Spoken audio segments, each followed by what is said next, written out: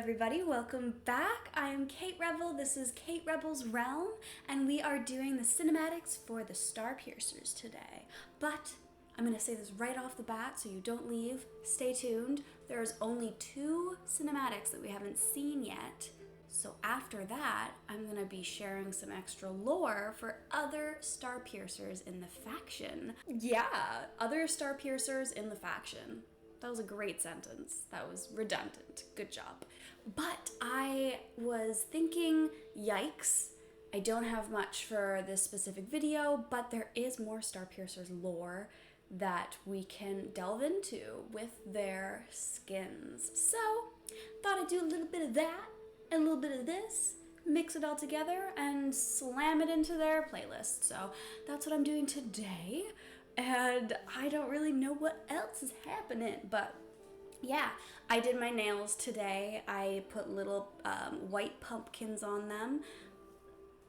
Nope, can't see it.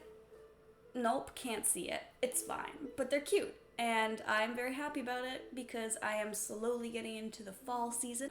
What are you being for Halloween? Do you dress up? I dress up almost every single day in October. I can't help myself. I love dressing up. I love cosplay. I love makeup. I love costumes.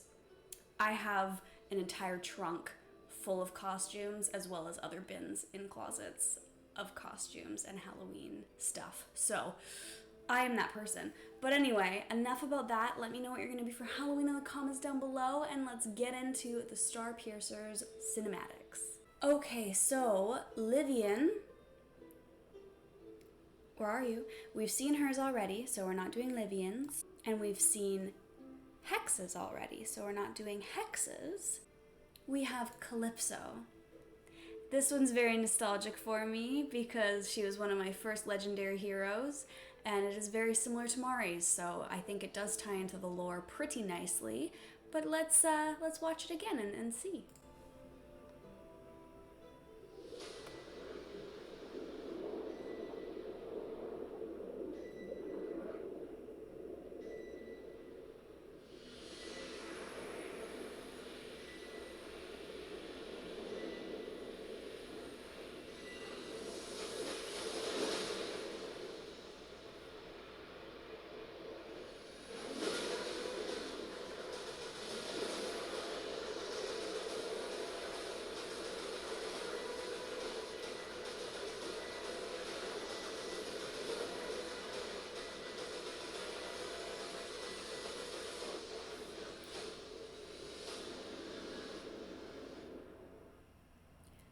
First of all, I would like to say I love how it ties into the lore. It looked like she kind of attacked it and then became it.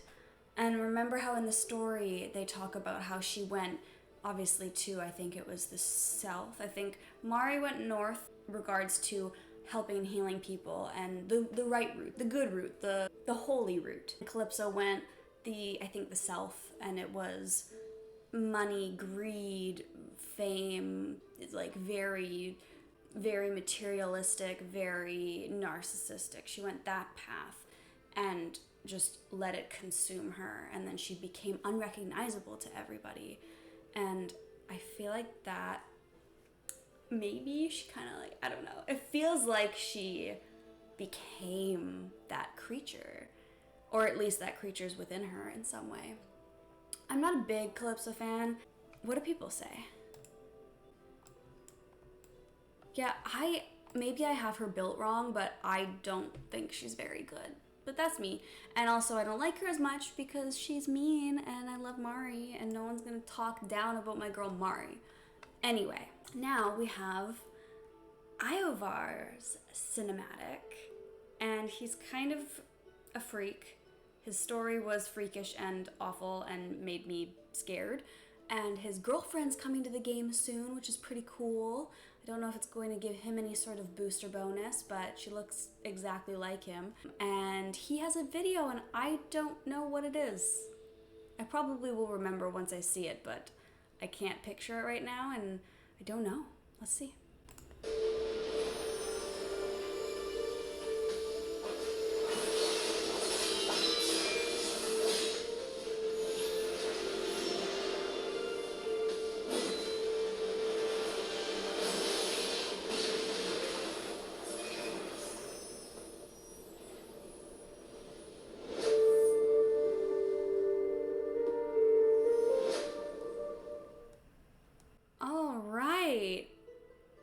weird. Was that Valderon? Oh, they had an event together, didn't they? Now that I'm thinking about it. I don't think I saw that cinematic when that event was happening, though. That was very cool. It makes Iovar the good guy. I mean, in comparison to Valderon, he's the good guy. But he's still not a good guy. That didn't really go with his specific story, but I feel like it goes with the lore of, like, fighting against factions. You know, they're both lords fighting for totally opposite things. Okay, guys, I just learned something fun, something silly. I'm going to fix this right this second. I did Zillitu's story, okay, from my phone, because if you are in the factions where you can see all of the heroes, you do not have access to the story. You have access to look at the skin, but you don't have access to the story. You have to actually have the hero in your hero slots. You have to own the hero in order to read it from here, which is why I was seeing it on my phone, the doy. I will go into the faction through here, and we will read the stories through here. Now, not all of them have stories attached. Only 2 of these heroes actually have stories attached to their skins. First being Theowin, who we love, who, when I clicked on this, I was pretty excited because I did see Livian's name in it. I didn't read it, but I did see Livian's name, so I'm pretty pumped about it. His skin is called Oathkeeper, and let's get into it. Oathkeeper. After rescuing Livian from the jaws of oblivion, she honors Theowin by having her most trusted mages perform a ritual on him in which he assumes his new form, Oathkeeper. Atop a storm-lashed peak, Livian's mages gather in solemn reverence, weaving a tapestry of magic to honor Theowin's promise to protect her. Guided by Livian's radiant presence, they infuse his armor and weapons with hues of shimmering gold and deep crimson, symbols of his unwavering commitment. As the ritual unfolds amidst crackling lightning and swirling mists, echoes of Theowin's past resonate in the tumultuous winds. Though blind, he stares with resolution into the eyes of the storm, standing firm amidst the tempest as his halaldis crackle with electric energy. Chivalry is far from dead in Taya, and will remain intact as long as the Oathkeeper stands. Yay! So cute! First of all, I love that she went, no, we need to make sure he has colors that prove the point. Golds, crimsons, burgundies, beautiful, vibrant, rich colors. Make sure his skin is purple. They're like, okay, Livian, whatever you say, girl. I also love that he gets a new persona and she has to make it about her. That is such a girl thing to do. She's like, oh my gosh, like, you get a whole new life, a whole new outlook on your world and how people will perceive you. They will perceive you from my eyes. It's about me. Tell me it's about me. It's about me. Everyone's gonna know it's about me. Oathkeeper for me. My oath. This color, all these colors, she did choose right. She is onto something. Lunaria. This is a skin that I wish that I got so bad. It's so cool. I hope they bring it back. I know that they don't usually do that, but oh my gosh. Are you kidding me? Awesome. I love it so very much. And I love Lunaria, and I use her in almost everything. She's one of my favorite lords. And we have a story from her as well. More lore for Lunaria. I found her story a little bit repetitive, and I think it could have had a little bit more depth to it other than her being like, I must seek the moon and all of its powers. Cool. A little more though, please. So maybe this is where we get more. The Nether Psyche. Ooh, I like it. Once a dark elf of Alchemar, Lunaria ascends to a new level of mystical majesty in a parallel realm. Draped in robes ablaze with glowing blue runes, she wears an enchanted pointed hat, a fitting adornment for her magical prowess. Radiant blue butterflies now replace her once purple projectiles, casting an enchanting dance of ethereal light around her. In this world, Lunaria channels not the light of the moon, but the inner light of the world's flora and fauna. When dark elves sought to shroud the world in eternal night, Lunaria defied her own kind to safeguard all life. The creatures of this realm sense her protective aura, and the runes adorning her robes are symbolic of their elegance to her cause. Elevated within the ranks of the Starpiercers, many now regard her as a steadfast guardian of life's sanctity. Oh my gosh, what? It made her into a good guy. I mean, she wasn't a bad guy before, but she was a bit spooky and a little bit into the darker elements. This one's like, no, she helps the creatures and the fauna and the flora, and she's like Mother Nature. She is a true cottagecore witch. I am so happy that we had that. That added, I want this skin. Bring this skin back for Halloween this October, please. So very cool. Unlike some skins, I hate it. Can we please bring this back? Please, I beg of you. I will fight hard to get this skin if you bring it back. Please. We don't want Hollow and Iona skins. We don't want that. We want Lunaria witch skin.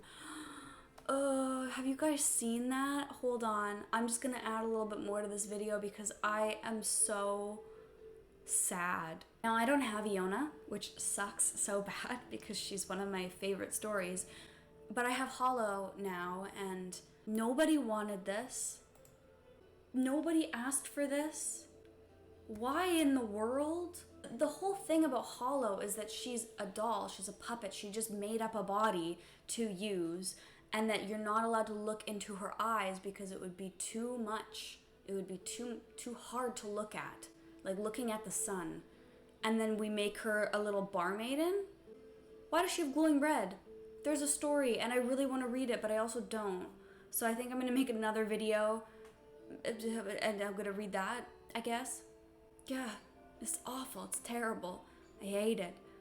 I wish that I could read Iona's. I'll show you guys Iona's. So I don't have her, but I hate it.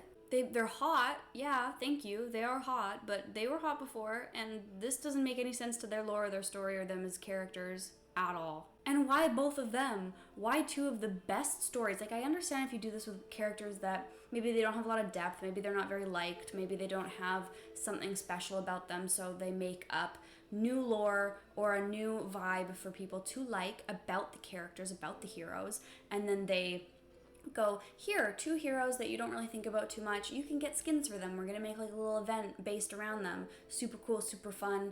Two of the characters with two of the best stories that you guys wrote. You wrote two great stories for both of these heroes, and then you said, those stories don't matter, we're gonna give them skins that don't relate at all.